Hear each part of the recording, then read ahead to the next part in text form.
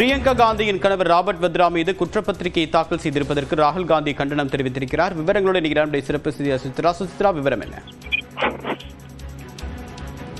பிரியங்கா காந்தியினுடைய கணவர் ராபர்ட் வத்ரா மீது தற்பொழுது தாக்கல் செய்யப்பட்டுள்ள குற்றப்பத்திரிகை என்பது கண்டிக்கத்தக்க வகையில் உள்ளதாக தற்போது ராகுல் காந்தி, குறிப்பாக மக்களவை எதிர்க்கட்சித் தலைவர் ராகுல் காந்தி குறிப்பிட்டுள்ளார். கோட்டயத்தில், கேரள மாநிலம் கோட்டயத்தில் மறைந்த முன்னாள் முதல்வர் உம்மன் சாண்டியினுடைய நினைவிடத்தில் மலர்தூவி அஞ்சலி செலுத்திய பிறகு இந்த ஒரு பேச்சை அவர் முன்வைத்துள்ளது மிக முக்கியமாக பார்க்கப்படுகிறது.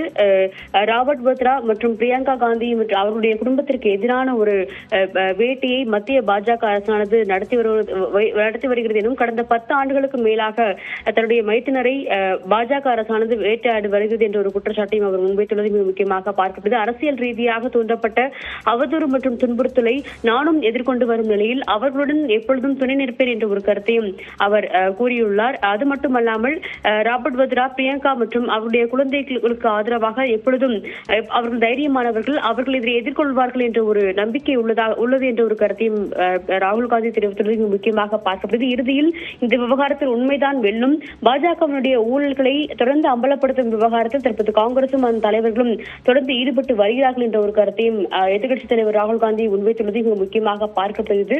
சத்தீஸ்கர் முன்னாள் முதல்வர் பூபேஷ் பாகலுடைய வீட்டிற்கும் அமலாக்கத்துறை என்பது அனுப்பப்பட்டுள்ளது.